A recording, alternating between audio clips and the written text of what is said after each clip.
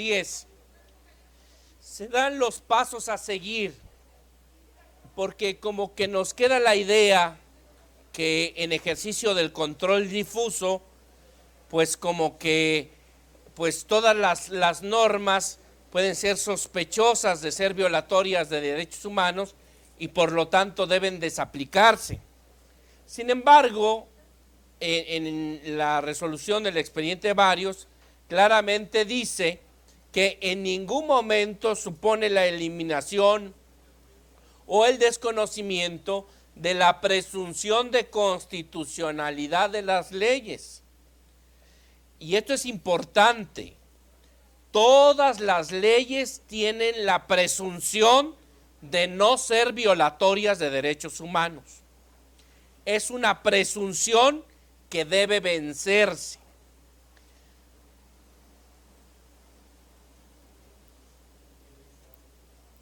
Por ello, el expediente de Varios propone un primer paso que le llama interpretación conforme en sentido amplio y que es precisamente partir de esa presunción de constitucionalidad de la ley, que la ley no es violatoria de derechos humanos. Sin embargo, si esa presunción es vencida y una norma es sospechosa de ser violatoria de derechos humanos, habrá que hacer una interpretación conforme en sentido estricto.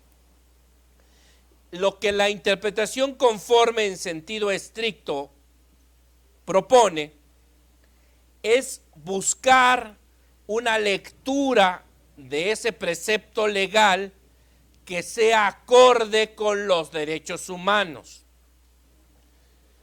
Lo voy a comentar con un ejemplo, porque incluso pues hay una tesis de jurisprudencia muy vieja de la Suprema Corte que así lo dice. Pensemos que ante un juez se presenta una petición que en un momento dado pudiera ser privativa de derechos para la otra parte. Pues haciendo una interpretación conforme a los derechos humanos, pues el juez tiene que darle audiencia a la otra parte, aunque la ley que esté aplicando no lo establezca. Incluso hay una jurisprudencia de la Corte Mexicana que así dice. Entonces, esta es una interpretación conforme a los derechos humanos. Es decir, buscar una lectura de la ley que permita hacerla armónica con los derechos humanos. Sin embargo, no todas las normas son susceptibles de una interpretación conforme a los derechos humanos. Ya incluso hay una tesis reciente de la Suprema Corte que dice que las normas discriminatorias no son susceptibles de una interpretación conforme. Deben ser desaplicadas. Si te estoy discriminando, pues ¿cómo puedo hacer una lectura de esa norma discriminatoria para hacerla acorde a la lectura de igualdad, al derecho humano de igualdad? La tengo que desaplicar esa norma. Cuando no es posible hacer una interpretación conforme a los derechos humanos, y este es el caso extremo, hay que inaplicar la ley al caso concreto.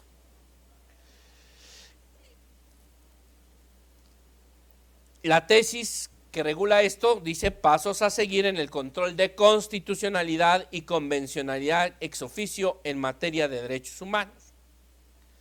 Este cuadro yo creo que resume muy bien tanto el parámetro de control como los pasos a seguir.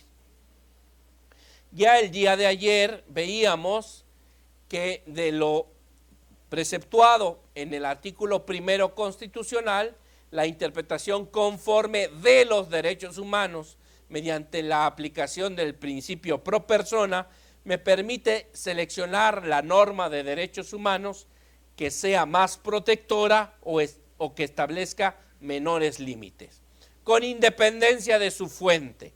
Ya sabemos que es un conjunto normativo o un corpus juris de la misma jerarquía y que es la más elevada en el sistema normativo mexicano.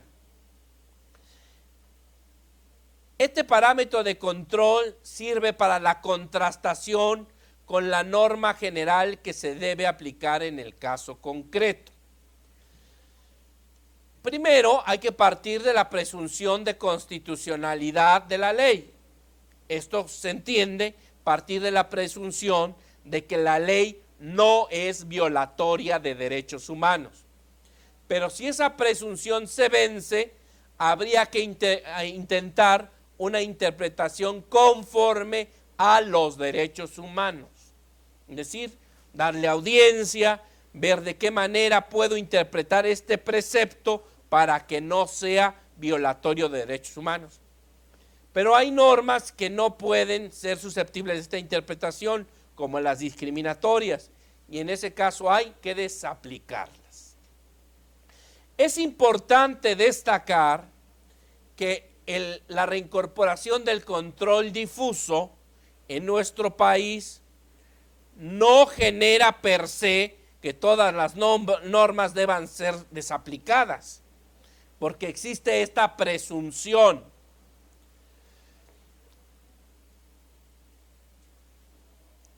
Yo creo que si nosotros apelamos a una sensibilidad de justicia mínima que cualquier abogado tiene, a un conocimiento general de los derechos humanos que establece la Constitución, pues un abogado puede darse cuenta cuando una norma es violatoria de derechos humanos. Claro que el conocimiento del derecho internacional de los derechos humanos, un conocimiento profundo de la jurisprudencia de la Suprema Corte en materia de derechos humanos, claro, da mayor sensibilidad. Pero yo aquí apunto que en el ejercicio del control difuso, pues los jueces, todos los jueces, pues no pueden hacer ejercicios argumentativos propios de la Suprema Corte, que tiene el control concentrado de la constitucionalidad. O sea, deben ser casos palpables de violación a los derechos humanos. Lo que ya en su momento apuntaba el maestro Burgoa, si un juez penal tiene que imponer una sanción privativa de la vida, pues ese juez desaplica esa pena privativa de la vida porque está prohibida en el artículo 22 de la Constitución y no necesita argumentar gran cosa, ¿verdad? Creo que aquí lo más importante es tener muy claro el parámetro de control. Yo he visto, por ejemplo, en mi ejercicio profesional, que por ejemplo el Tribunal de lo Contencioso Administrativo del Estado de Guanajuato realiza muy bien este control difuso, porque claramente ubica en la Constitución, y a veces no tiene que darle uno tantos brincos estando el suelo tan parejo, en la Constitución el derecho humano que está en juego. Localiza una jurisprudencia de la Suprema Corte que ha interpretado ese precepto y lo contrasta con la norma que debe aplicar en el caso concreto. Ya para entonces venció la presunción de constitucionalidad, la norma no es susceptible de una interpretación conforme a los derechos humanos y la desaplica. En el librito que me hizo favor de publicar la Suprema Corte sobre control de convencionalidad, pongo el ejemplo de una sentencia donde el acto impugnado fue una sanción que impedía el ejercicio de la licencia de conducir. Se le prohibía a una persona conducir porque lo había detectado la Dirección de Tránsito del Estado conduciendo en estado de ebriedad. El Tribunal de lo Contencioso Administrativo ejerce el control difuso y advierte que ese precepto que establece la sanción por conducir en estado de ebriedad es contrario a la Constitución porque no establece mínimos y máximos que permitan individualizar la sanción. Utiliza para desarrollar el parámetro de control la jurisprudencia de la Suprema Corte sobre multas fijas y llega a la conclusión de que es violatoria de derechos humanos. Vítores y fanfarrias, bien hecho ese ejercicio de control difuso por parte del Tribunal de lo Contencioso Administrativo del Estado. No, claramente ubicó que una sanción administrativa no puede ser fija, tiene que tener parámetros. La ley que así lo establezca será inconstitucional. Sigo un poquito. La construcción del control difuso en nuestro país, insisto, ha sido jurisprudencial. Por eso es que se están presentando varios problemas, como que vino una época en que había muchos criterios, ya ahorita la cuestión viene asentándose. Pero había muchos problemas que se están presentando en la práctica y que, como les he dicho, ha sido la jurisprudencia la que ha ido resolviendo los temas. La jurisprudencia a partir del expediente de varios 912/2010, pues ha establecido la solución a muchos problemas que en la práctica litigiosa se presentan. Un ejemplo de los múltiples que se presentan en el libro. Ante el Tribunal de lo Contencioso Administrativo, en este caso el Tribunal Federal de Justicia Fiscal y Administrativa, se elabora un concepto de impugnación, un concepto de invalidez, donde se plantea la inconstitucionalidad de la ley respectiva. Siguiendo las inercias, pues simplemente ese concepto de invalidez no lo estudia el Tribunal Fiscal. Se promueve amparo directo y en el amparo directo se formula un concepto de violación donde se dice la sala omitió el estudio de ese concepto de invalidez. Se formula otro concepto de violación y se establece por qué esa ley se estima que es violatoria de derechos humanos.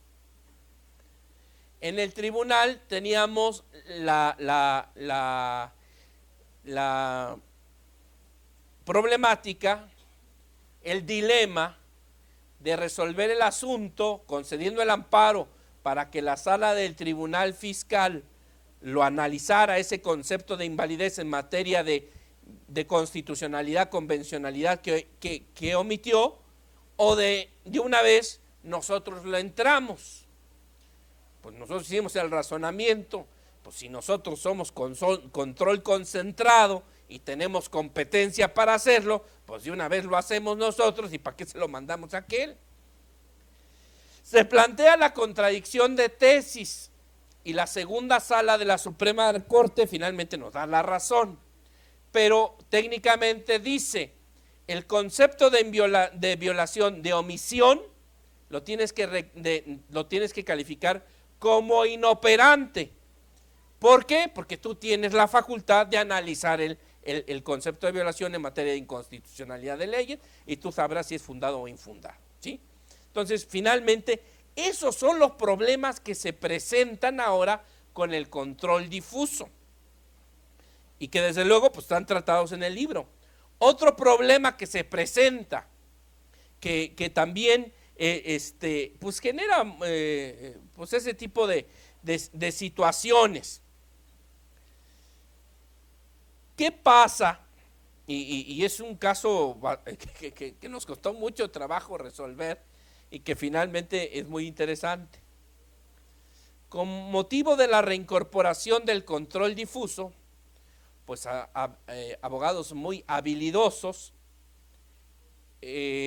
plantean la posibilidad en un juicio de nulidad, un juicio contencioso administrativo, donde están solicitando la devolución de todo el pago de un impuesto estatal determinado, no recuerdo exactamente cuál era, porque el secretario de gobierno no refrendó el decreto respectivo. No refrendó pero aquí el problema es ese, oye, tú ya pagaste los impuestos, tuviste la oportunidad de impugnarlos en amparo indirecto contra leyes y ahora quieres resucitar el muerto con una consulta fiscal, ¿verdad? O con una solicitud a la autoridad para tener la posibilidad de finalmente volver a plantear ese tema que en su momento no lo hiciste. Nosotros lo resolvimos con preclusión. Tú tenías, hay un control concentrado y hay un control difuso. Tú tenías en este momento control concentrado, no lo hiciste valer a tiempo, precluyó tu oportunidad de hacerlo y no puedes hacerlo ahora. ¿Ya? Son temas muy interesantes de mucho detalle que se han presentado en el ejercicio del control difuso. El otro tema, que también hay jurisprudencia de la segunda sala que define el tema, el control difuso de la jurisprudencia. Sabemos que en muchos supuestos la jurisprudencia crea la regla de derecho. Cuando colma la laguna, no interpreta la ley, integra la ley, nos da la solución a ese problema. Bueno, en esos supuestos, cuando la jurisprudencia crea la regla de derecho, y como regla de derecho que es que no estará sujeta también al control difuso, la doctrina, y yo documento las opiniones doctrinarias, coinciden en que sí, particularmente creo yo que sí, pero la segunda sala de la Corte determinó que no, que la jurisprudencia no está sujeta a control difuso, porque finalmente la Corte opta por la seguridad jurídica. Dice, finalmente la jurisprudencia da seguridad jurídica. El hecho que dé seguridad jurídica, dice, bueno, ¿y qué pasa con esas jurisprudencias que en un momento dado se crearon con un marco normativo anterior que no obedecían a la lógica del sistema anterior? Yo les puedo dar testimonio que siendo secretario de Estudio y Cuenta en la Corte, pues a veces resolvía contradicciones de tesis en materia de legalidad, sabiendo que la norma era inconstitucional. Y una cosa en ese momento era la inconstitucionalidad y otra era el control difuso que estaba prohibido. Y entonces, pues se resolvía en legalidad sabiendo que la norma era inconstitucional.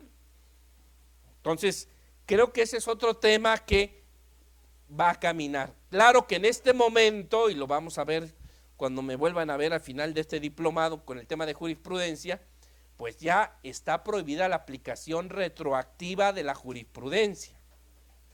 Vamos a ver esa tesis de la segunda sala que nos habla cuando estamos realmente frente a un fenómeno de retroactividad de la jurisprudencia. En el libro yo hago una propuesta. Todos sabemos que en el artículo 14 de la Constitución se establecen la prelación en los mecanismos de interpretación de la ley, digamos, en el ámbito no penal. En el ámbito no penal, dice la Constitución, la controversia deberá resolverse conforme a la letra de la ley o a su interpretación jurídica y a falta de estos en los principios generales de derecho. Sí, el tema aquí es que con esto, pues la interpretación gramatical, ya aplicando el control difuso, pues la interpretación gramatical puede quedar en un segundo nivel. La interpretación que debe prevalecer es la interpretación conforme a los derechos humanos. Claro, aquí yo ya me estoy saltando todos los pasos, pero en ejercicio del control difuso, la interpretación que debe prevalecer de cualquier norma es la interpretación conforme a los derechos humanos. ¿Sí? Y también algo que desde luego por cuestión de tiempo tampoco puedo desarrollar aquí, pero pues los invito a que revisen esta parte, es ya una propuesta metodológica para poder realizar el control difuso, porque hay muchas cuestiones que están involucradas con temas procesales que deben tomarse en cuenta. Por ejemplo, que respecto al tema donde se aplica la ley, pues no haya cosa juzgada, por ejemplo. Entonces, aquí es un poquito también, en este ejercicio del control difuso, pues como que hay esa inercia de aplicar la sistemática del amparo contra leyes, que finalmente es un poquito la forma de actuar y concretamente el amparo directo contra leyes, porque finalmente ya sabemos que en el caso extremo se desaplica la ley en la parte considerativa, pero eso no trasciende al resolutivo. En la sentencia condenan o absuelven, pero no hay un pronunciamiento, no hay una declaratoria de inconstitucionalidad de la ley, como en su momento sí lo podría haber en el amparo indirecto contra leyes, cuando la justicia de la Unión me ampara y protege contra actos del Congreso y los de actos de ejecución si los hubo, o en la acción de inconstitucionalidad, donde la pretensión por parte de las minorías parlamentarias o los partidos políticos en materia electoral es tumbar una ley, es una acción de inconstitucionalidad, o en una controversia constitucional cuando entes de gobierno, niveles de gobierno, impugnan una ley por invasión de esferas, por ejemplo. La pretensión es claramente, es principal, es tumbar la ley. En el amparo directo no, la pretensión es tener una sentencia favorable, que la justicia de la Unión me ampare y protege contra actos de la sala del Supremo Tribunal de Justicia o del Tribunal de lo Contencioso Administrativo, el Tribunal Fiscal. La justicia de la Unión no me va a amparar en un amparo directo contra actos del Congreso nunca, siempre será contra actos jurisdiccionales, ¿verdad? Lo mismo es en el control difuso, este ejercicio argumentativo queda en la parte considerativa, pero no trasciende a los resolutivos. Otro problema también que abordo en el libro que es muy interesante: control difuso en control concentrado. Esto ya es como de segundo nivel. ¿A poco se puede hacer control difuso en control concentrado? A ver, se le promueve un amparo contra un acto concreto a un juez.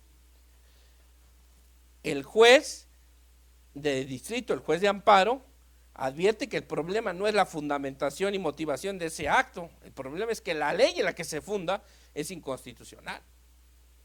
Entonces, pues el juez está obligado a hacer control difuso.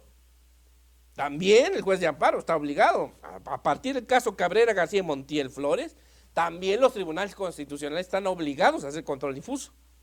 Entonces, ¿qué hace el juez? Otorga el amparo y protección de la justicia federal contra el acto, porque está fundando una ley inconstitucional, no contra el Congreso porque no lo llamó, no contra la ley, ¿sí? Entonces se puede hacer. Hay otro tema que ahorita está generando mucho problema: control difuso en amparo directo.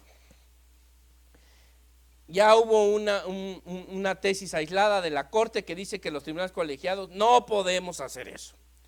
Es un precedente que incluso no tiene votación idónea para integrar jurisprudencia, pero que es una alerta. Sobre todo que pues en amparo directo uno se da mucho cuenta que el problema no está en el litigio realmente, sino en la ley que se está aplicando. En el tribunal lo hemos hecho, en el tribunal sí lo hemos hecho. Advertimos que, por ejemplo, la regla administrativa que establece cómo deben presentarse los recursos administrativos, pues es inconstitucional porque establece requisitos exorbitantes, como que lo tiene que enviar del domicilio donde tenga su domicilio fiscal. Pues dices tú, pues si ahora se puede mandar por internet, estando en China, ¿para qué me pides que lo mande yo por correo estando en mi casa? Pues es absurdo, ¿no? Lo importante es que llegue a tiempo, que tenga el sello postal de que se presentó a tiempo, eso es lo importante, ¿no? Bueno, en amparo directo también se puede presentar, pero finalmente esto está en construcción. Finalmente creo que sí es necesario, y es una de las propuestas que hago también en el libro, necesitamos una ley reglamentaria de los artículos 1 y 133 de la Constitución y de recepción de las sentencias condenatorias de la Corte Interamericana para darle sentido a todo esto, recopilar esta experiencia jurisprudencial en una ley. Incluso mi propuesta en el libro es crear un recurso extraordinario, un amparoide para aquellos supuestos donde una de las partes no tenga acción de amparo y se realiza un control difuso. El ejemplo: en el caso del contencioso administrativo local, la autoridad demandada no tiene acción de amparo. Entonces, Contra lo que se resuelva, pues procedes el recurso, y contra eso del recurso ya no tiene acción de amparo, el particular sí. Pero ¿qué pasa si el Pleno del Tribunal de lo Contencioso Administrativo hace un control difuso? Ese control difuso quedaría definitivo. O en un asunto de responsabilidad patrimonial donde no hay recurso, hay una condena con base en control difuso. ¿Qué hace la autoridad demandada? En los asuntos penales donde no hay una víctima de carne y hueso, que la víctima es la federación o el Estado, donde tampoco tienen acción de amparo el Ministerio Público, ¿qué pasa? Que con base en un control difuso le suelten a un delincuente. Yo creo que en esos casos debe haber un recurso extraordinario para que el control concentrado, un tribunal colegiado, la Suprema Corte, revise ese control difuso y vea si está bien o está mal. Si está bien, ahí dejó la cosa; si está mal, le devuelve para que estudie lo demás, ¿no? Pero nada más para esos efectos. Y desde luego esta es una forma de articular el control difuso con el concentrado para hacer un sistema de justicia integral y pasar de un sistema dual o paralelo a un sistema de justicia constitucional integral. Curiosamente, en el derecho comparado, en Brasil y en Venezuela sí lo tienen así. Entonces sí tienen esa integración del control concentrado con el control difuso, ¿verdad? Entonces, esta es una propuesta que hago para articular el control difuso con el control concentrado. Quiero terminar con algo, ahora sí que en sentido contrario, prácticas que no pueden considerarse como control de convencionalidad o como control difuso, como ustedes lo entiendan mejor. Dice, se ha presentado una tendencia argumentativa de invocar en respaldo de las consideraciones, además de los fundamentos constitucionales, también algunas normas recopiladas en tratados internacionales. Esto por sí mismo no es control de convencionalidad si no se propone el contraste. Pero también ya la Corte ha dicho, derechos humanos, su estudio a partir de la reforma al artículo 1 constitucional, publicada en el Diario Oficial de la Federación el 10 de junio de 2011, no implica necesariamente que se acuda a los previstos en instrumentos internacionales si resulta suficiente la previsión que sobre estos contenga la Constitución Política de los Estados Unidos Mexicanos. ¿Para qué dan tantos saltos estando el suelo tan parejo? Si la Constitución establece garantía de audiencia previa a un acto privativo, pues ¿para qué me hago tarugo con el artículo 14 que invoque? Es suficiente, ¿no? ¿Verdad? Y la tesis de formalidades esenciales del procedimiento, ¿verdad? ¿Para qué otra cosa más? Pero también eso de invocar disposiciones de tratados internacionales por sí mismo, pues no es control difuso. El control difuso es ese contraste. Uno de los problemas que también se han presentado y que recopilo en el libro es cuando se le presenta al juez ordinario, al juez de primera instancia, a cualquier juez, un tema de control difuso. La segunda sala dice que para que se pueda estudiar debe dar elementos mínimos. O sea, sí, claro, es oficioso, yo lo tengo que hacer oficiosamente, aunque no me lo presentes. Pero si tú me lo presentas, debes darme elementos mínimos. Fíjense qué importante es esto. Porque si no se dan los elementos mínimos, ¿cuáles son los elementos mínimos? Pues que me digas, pues, qué artículo de qué convención o qué artículo constitucional se está violando y por qué, ¿verdad? Nada más con eso que me digas, ¿verdad? Claro, hay asuntos de suplencia, ya sabemos todo eso. Pero si lo vas a presentar, pues hay que presentarlo bien. Y no, la verdad es que veo uno farragosísimos ya los escritos que se presentan desde la primera instancia, por lo menos en materia administrativa así es, y la verdad no hay un planteamiento claro. A ver, es que se viola el artículo 25, el 8º de la Convención Americana, el 19 del Pacto Internacional, y hay la observación del relator no sé qué sobre esto. Bueno, y en concreto, ¿dónde está? ¿Qué norma jurídica es la que está en contraposición con este estándar? Tienes que hacer un argumento como se hacen los conceptos de violación en el amparo. Finalmente, pues en tus alegatos, en la etapa preconclusiva de cualquier juicio, pues tú tienes que hacer un alegato, pero dando los elementos de un concepto de violación, si quieres que te los estudie. O a lo mejor hasta desde la demanda o la contestación habría que hacer, oye, pero el artículo es inconstitucional porque no hay audiencia. Alertar al juez ordinario respecto a ese tema. Y estos tipos de problemas son los que se están presentando y se resuelven ya con distintas tesis que hay que estructurar. También es otra cosa, los litigantes también pretenden que las sentencias sean de 1 millón de hojas y que se haga un estudio en abstracto de que si todos los artículos que se rigen en esa controversia son violatorios de derechos humanos o no. Derechos humanos, el control de convencionalidad ex oficio que están obligados a realizar los juzgadores, no llega al extremo de analizar expresamente y en abstracto en cada resolución todos los derechos humanos que forman parte del orden jurídico mexicano. Entonces partimos de la presunción de constitucionalidad de la ley. Si el juez no realiza un control difuso, es que estimó que las normas no son violatorias de derechos humanos. Y entonces, bueno, pues ya se tendría que alegar en la apelación, el amparo directo, que sí son, ¿verdad? A ver, préstenle el micrófono, ¿no? Por favor, aquí al licenciado.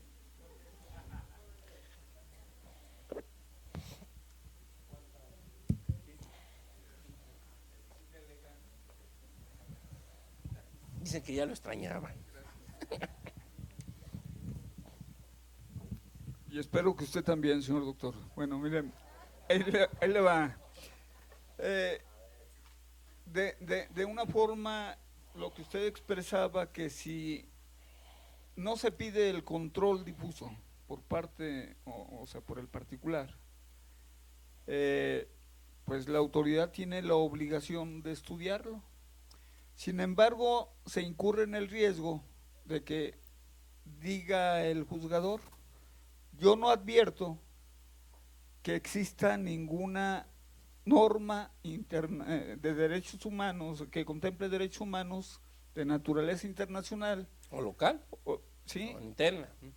Entonces yo no advierto que haya ninguna violación. Entonces, por lo tanto, con el decir no advierto, pues ya salvó todo, ¿no? O aunque no lo diga, si resuelve el asunto como siempre lo ha hecho en materia de legalidad, se entiende que estimó, y así dice la jurisprudencia, se estima que estimó que todas las normas que aplicó no son violatorias de derechos humanos. Pero es que debe de haber ¿cómo se llama? Una expresión, válgame la redundancia, ¿no? Imagínese usted, no, si quiere usted que revisen todas las normas. No, o sea, no se trata de revisar todas las normas, pero sí hay un sentido común. Por ejemplo, la falta de una garantía de audiencia. Le voy a poner un ejemplo. Un indígena extraviado en cualquier parte de la República, pero que es natural por ejemplo, del estado de Guerrero, ¿sí? Y que es náhuatl, por lo tanto predominantemente habla la lengua náhuatl, ¿sí? Y se acredita en segunda instancia, porque en primera instancia no se permitió absolutamente, no hubo defensa en concreto, ¿no? En segunda instancia se advierte, dice, bueno, pues este señor es náhuatl, aquí está el acta de nacimiento, aquí hay un par de testimonios, pues de que el señor predominantemente habla la lengua náhuatl. Por lo tanto, no se le están violando el debido proceso, ¿no? ¿Por qué? Porque no se le están nombrando ni traductor, ¿sí? Ni intérprete. Sí. Sin embargo, sorprendentemente, el señor magistrado, el de segunda instancia, dice, no, yo no advierto absolutamente nada, y se aboca a analizar eso. Entonces eso es muy grave. A ver, pero el caso concreto que me está usted presentando me permite ilustrar claramente lo que no es control difuso. A ver, ¿qué ley en ese caso se estima que es contraria a los derechos humanos? Pues para empezar, el artículo 2 de la Constitución Política de Estados Unidos. Usted está haciendo valer en un proceso penal el respeto de los derechos humanos que para el proceso penal se establecen en relación con el artículo segundo. 119 bis. Pero ¿dónde está el contraste? 119 bis se está violentando. Sí, pero ¿contra qué? ¿El debido proceso? No. ¿Cómo no? No. A ver, para que haya control difuso, yo debo plantear, como aquí el artículo 50 de la Ley de Seguridad Pública, que prohíbe el pago de salarios caídos. Así dice el artículo 50. Se hace un control difuso de ese artículo 50 por parte del Tribunal Contencioso Administrativo, un juez administrativo. Eso es contrario al artículo 123 de la Constitución, al artículo tal del convenio tal de la OIT, etcétera. Hay un trato discriminatorio a los policías respecto a los demás trabajadores, y el 50 les prohíbe el pago de salarios caídos. Ahí hay el contraste del 50 con el 123 de la Constitución. Cuando no hay ese contraste, no hay control difuso. En ese caso concreto, en materia penal, bien sabemos que las normas procesales penales tienen un fundamento constitucional en el artículo 19 y 20 preponderantemente, pero ahí es el respeto directo a esos preceptos, pero no hay contraste. ¿Qué pasaría si, por ejemplo, se dijera el artículo tal del Código Nacional de Procedimientos Penales sí va en contra de la fracción tal del apartado A del artículo 20? Ahí sí hay una confrontación y ahí sí puede haber un ejercicio de control difuso. Sí.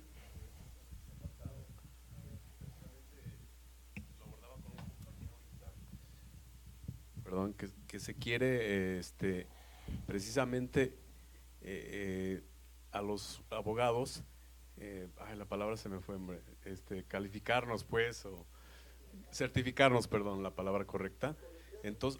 Entonces precisamente el artículo 20 constitucional, apartado B, fracción octava, establece claramente que el imputado o indiciado puede nombrar a su abogado y no se lo pueden imponer. Y él dice, yo quiero ese abogado. Y si ese abogado esté certificado o no esté certificado, siendo abogado, la Constitución dice, y si viene la ley reglamentaria y dice, tiene que estar certificado, para mí esa norma va a ser contraria y va a contrastar, si no como usted dice. modifican el artículo quinto, porque la idea es modificar el artículo quinto. Sí, pero también en relación con el artículo 20 constitucional. Sí, claro. Porque, como usted dice… Ahí hay ese contraste. Sí, exactamente. Ahí sí, es una ley con la Constitución. Y ahí viene ese contraste, ahí sí hay control difuso. Es lo mismo que en el amparo directo, el amparo contra leyes, indirecto o directo, hace la confrontación de la ley con el conjunto normativo de derechos humanos. ¿Sí? Bueno, sí. Perdón, doctor, nada más, bueno, en cuanto a la acotación que hacían de la certificación, no estará fundado ahí en el artículo, creo que es el 17 o 20, bueno, en materia penal no sé, que tienen del derecho a una adecuada defensa. Claro, Digo, bueno, que ahí… para ello supongo que va a enfocar la certificación. Nada más, tengo una duda. Usted nos mencionaba que hay un criterio, hay una tesis donde el colegiado no puede hacer un control difuso en amparo directo. Mi duda es, ¿aplicaría también al juzgado de distrito en un amparo indirecto? No, porque ahí la problemática es que incluso la argumentación que da la Corte dice es que como ya es en amparo directo, la otra parte no puede alegar en contra de ese ejercicio de control difuso, porque ya podía ser terminal. Pero bueno, la verdad en el amparo directo contra leyes siempre es así. Perdón, siguiendo la línea de juicio ordinario, apelación y el amparo directo como, bueno, última instancia, como vamos a última pensarlo instancia, así. por llamarlo de alguna forma, yo menciono el amparo indirecto, ejemplo en materia civil, contra actos fuera de juicio. Ejemplo en concreto, una jurisdicción voluntaria donde se niega la admisión de la solicitud. En apelación se confirma propiamente haciendo la aplicación del control de convencionalidad o constitucionalidad difuso. Entonces, en este caso, por ejemplo, la sala hace la argumentación atendiendo al artículo X y el artículo Y de la… Ese control difuso que en este caso sí se puede, finalmente, el control difuso que se hace en esa apelación puede ser controvertido a través del amparo indirecto, ¿sí? O sea, en los conceptos de violación se va a decir, bueno, pues ese control difuso que hizo la sala del Supremo Tribunal, pues no es adecuado por esto, por esto, por esto, por esto, por esto. El estándar internacional no es este, sino es este otro, ¿verdad? O sea, se puede argumentar ahí. Finalmente, pues eso será la materia de impugnación en el amparo indirecto. Ok, aquí la duda que me quedó, se pueden hacer ambos planteamientos, intentar el control difuso ante el amparo indirecto, argumentando eso, ¿sabes A ver, qué? a ver. Vamos con el caso que usted planteó. Ok, caso en concreto. En la sala le hicieron el control difuso, Sí, ¿sí? Contra eso, como son actos fuera de juicio, procede amparo indirecto. amparo indirecto. En los conceptos de impugnación, en los conceptos de violación, usted va a argumentar que ese control difuso no se adecua al estándar, digamos, nacional e internacional en materia de derechos humanos, porque hay jurisprudencia de la Suprema Corte en sentido contrario, ¿no? Jurisprudencia de la Suprema Corte que dice que esa ley no es inconstitucional, por ejemplo, ¿verdad? Entonces, eso es lo que va a argumentar en los conceptos de violación.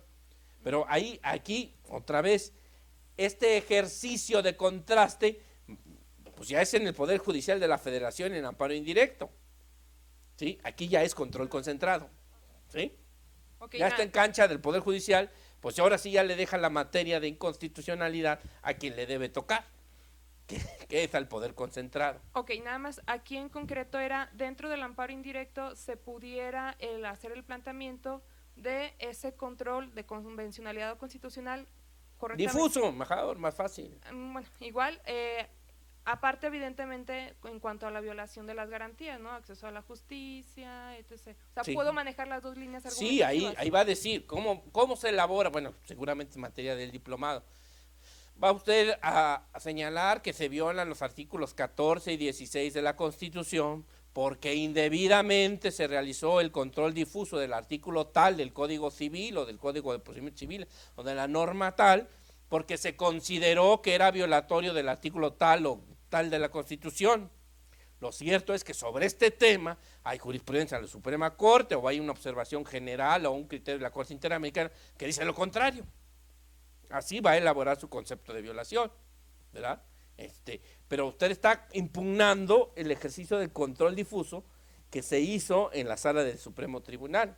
Lo está haciendo ya en amparo indirecto, ¿sí? Bueno, sigo.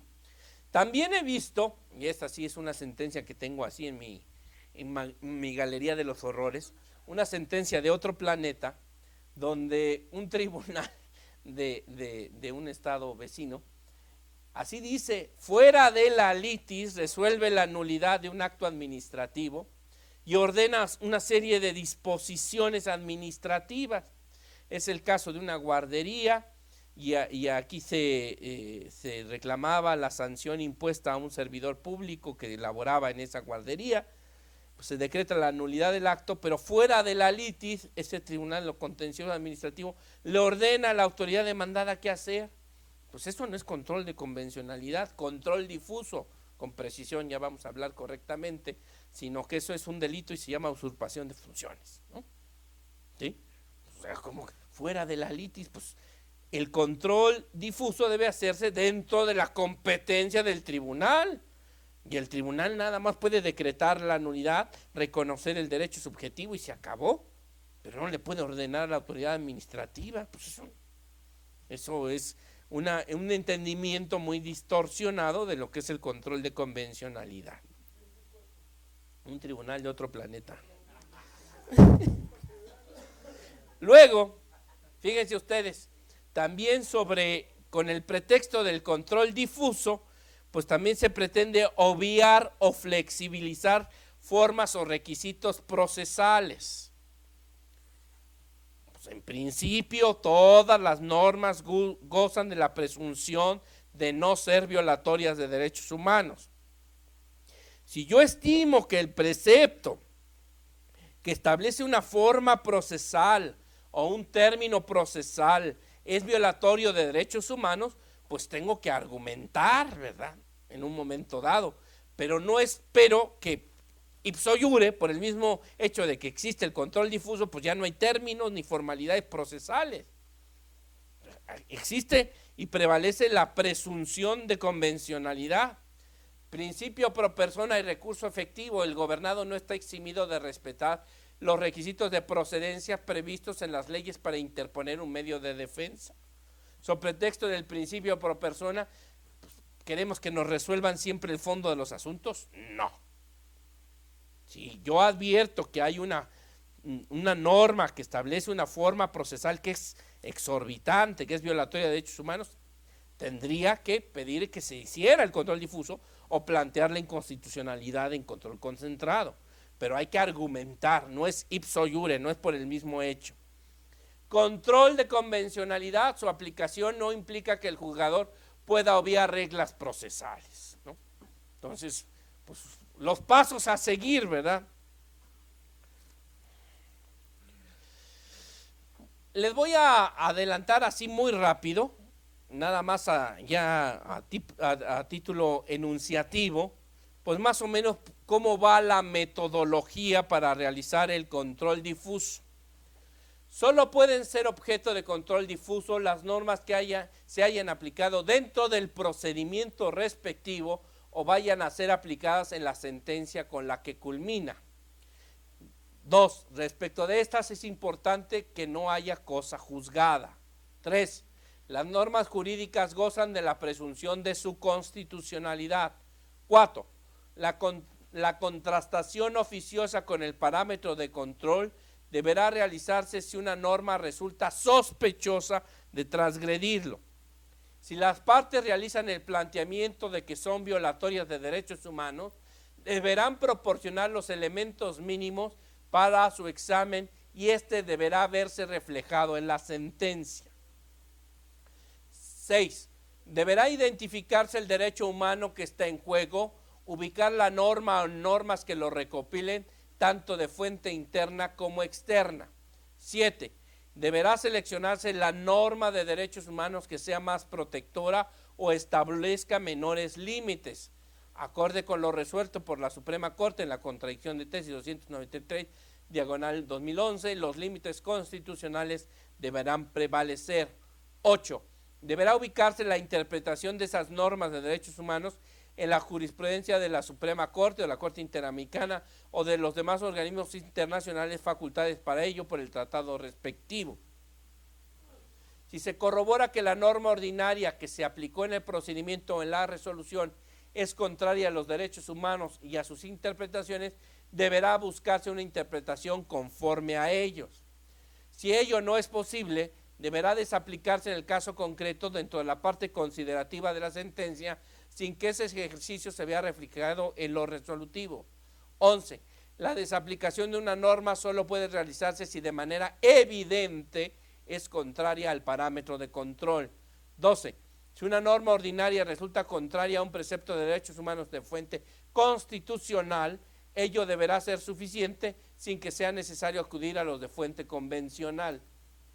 En el ejercicio del control difuso, a los jueces no les corresponde fijar a base de ejercicios interpretativos un alcance diferente de los derechos humanos que no se desprenda del texto mismo de la Constitución, los tratados internacionales o la jurisprudencia que les obliga.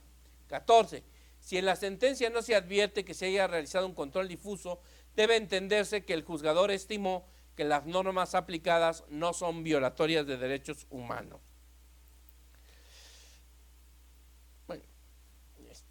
Aquí lo podemos dejar porque esto ya es el tema del tribunal fiscal, del tribunal electoral.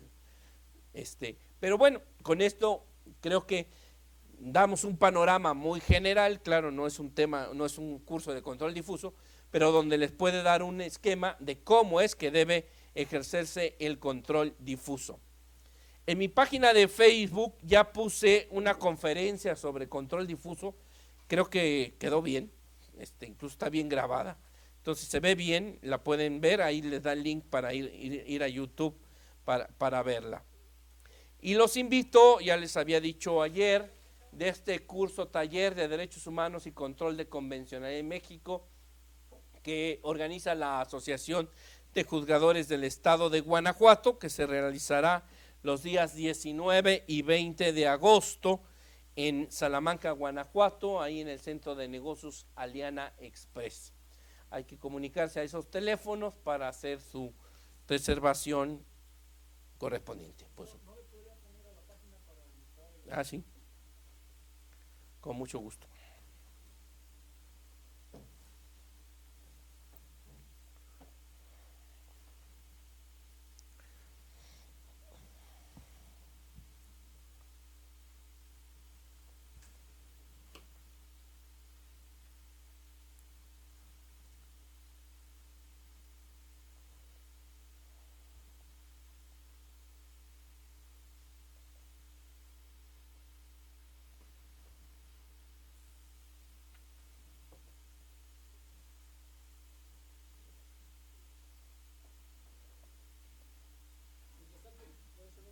Sí, adelante, Liz. Si el artículo primero constitucional establece que toda autoridad, todo juez deberá de promover, cuidar, respetar, y todo ese cúmulo de palabras reiterativas. Que el artículo primero establece que toda autoridad, toda autoridad jurisdiccional y autoridad de todo tipo debe de cuidar, hacer respetar, que se cumplan todas las formalidades sociales del procedimiento, etcétera, etcétera, etcétera. Como ahora, pues el planteamiento es decir, bueno, le toca al gobernado pues exigirlo y plantearlo. No hay una, o sea, porque ya al final del día, en eso cerramos. Empezamos con que el artículo primero es, pues, le toca a la autoridad esta exigencia y es su deber. Y estamos cerrando diciendo, bueno, pero el gobernado es quien debe de promoverlo. Sí, cuando tú lo planteas, o sea, el ejercicio del control difuso es oficioso por parte de los jueces, pero lo que dice la segunda sala, pero si lo planteas, pues da elementos mínimos para que se entienda qué es lo que quieres que se te estudie. Y es que la verdad, hay cada terrorista que cobra por hoja, que la verdad ponen a decir la computadora a imprimir y luego a ver dónde está el planteamiento. O sea, finalmente, ¿qué artículo es el que estimas tú violatorio de derechos humanos y por qué? Yo creo que no es muy exigente. Claro, se entiende que los jueces tenemos toda la obligación de realizar ese control difuso. Si la sentencia no dice nada, es que estimamos que las normas no son contrarias a derechos humanos, porque existe la presunción de su constitucionalidad, que claro, puede vencerse, pero bueno, insisto, en el ejercicio del control difuso, pues deben ser casos obvios, o sea, no ejercicios argumentativos, que eso le toca a la Suprema Corte en control concentrado. En control difuso debe ser como este caso que le planteo, de normas fijas, o al otro del 50 de la Ley de Seguridad Pública del Estado. O sea, son casos evidentes de transgresión a los derechos humanos. Lo demás, bueno, pues son ejercicios propios de la Suprema Corte, ¿no? O sea, casos fáciles, casos evidentes, notorios. De control difuso, sí, en el control difuso ese es. Entonces hay en cierta medida la carga de la prueba se queda para el que está impugnándolo, o sea, por eso yo decía, bueno, si el no artículo, siempre, a ver, mire. Es mi pregunta, ¿verdad? Porque a ver, me perdí, pues, en lo de ¿cómo la primera. surge? A ver, si nosotros nos ponemos en el caso de cómo surge la doctrina del control de convencionalidad ex oficio, pues parte de casos palpables de violación al corpus juris de derechos humanos, como las leyes de amnistía, como el fuero militar, ¿no? Pues queremos juzgar, incluso interpretando el artículo 13 de la Constitución al revés, ¿verdad? Que pues, cuando el artículo 13 dice, cuando en el caso esté implicado un paisano, así dice el artículo 13, conocerá del caso la autoridad civil que corresponda. ¿Qué quiere decir la Constitución? Pues que si hay un copartícipe no militar o una víctima no militar, ¿quién debe conocer el caso? Pues la autoridad civil que corresponda. ¿Y qué decía el 57 del Código de Justicia Militar? Pues que donde intervengan militares conocerán los tribunales del fuero de guerra. Pues bueno, ese es un caso palpable de violación de derechos humanos. Contrasta, incluso no tenía uno que irse al caso Rosendo Radilla Pacheco para entender que el artículo 13 de la Constitución dice muy claramente cuándo opera el fuero de guerra y cuándo no, y era palpable la violación con el artículo 57 del Código de Justicia Militar. Esos son los casos de control difuso. Claro, eso no implica que en el control concentrado, pues usted plantee argumentaciones, pues digamos, de segundo o tercer nivel, pero en el control difuso, pues debe ser muy palpable, si no esto sería un desgarriate. No. Afortunadamente todavía hay abogados. Sí, licenciado. Gracias. Siguiendo un poquito con la línea de pensamiento de Toño, nuestro compañero, la reflexión es, entonces, quien no pide puede obtener más. Es decir, bien, una reflexión muy rápida, pero bueno, vamos a otra cosa un poquito más complicada.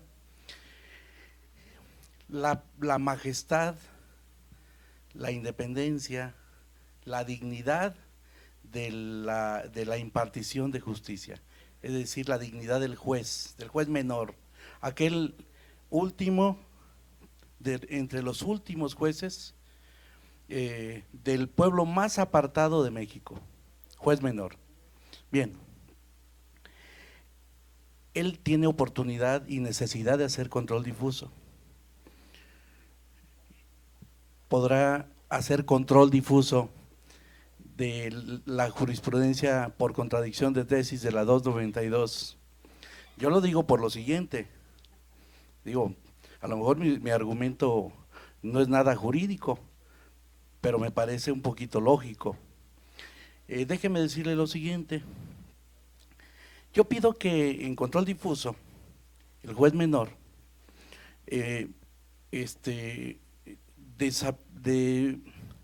desaplique una norma por estar en contravención con con una convención internacional, arraigo, por ejemplo. Bien, pero resulta que el arraigo, siendo inconvencional, es constitucional. Y entonces yo me acuerdo pues que la Corte ya dijo lo que dijo, por las razones que quiso. Y digo, no importa, porque mi argumento es muy superior. La Corte interpretó el segundo párrafo del artículo 1 constitucional, el cual a la letra dice, y lo cito porque sí es importante: las normas relativas a los derechos humanos se interpretarán de conformidad con esta Constitución. Ahí no hay nada que interpretar, ¿verdad? Es muy claro, se interpretarán de conformidad con esta Constitución y con los tratados internacionales de la materia, favoreciendo en todo tiempo a las personas la protección más amplia. Yo no detecto que haya que interpretar nada ahí. El constituyente permanente indicó de forma muy clara, y bueno, aquí, yo siempre he sabido que 2 más 2 son 4. Perdón por la expresión, pero digo, es tan claro que no hay nada que interpretar. Y sin embargo, por lo que ya sabemos, esto ha cambiado y se dijo, esto no es así. Esto es así, pero si hay contradicción entre un tratado internacional y la Constitución, entonces ese choque se resuelve de manera favorable a la Constitución. Pero digo, no, juez menor, a mí me están decretando un arraigo. En este momento, yo comparezco contigo y te pido que en uso de tus facultades, me deje sin efecto esa disposición constitucional que es inconvencional, porque la jurisprudencia de la Corte no es evidentemente incorrecta. No lo puede hacer, por supuesto, pero yo considero que aquí hay una contradicción demasiado grave.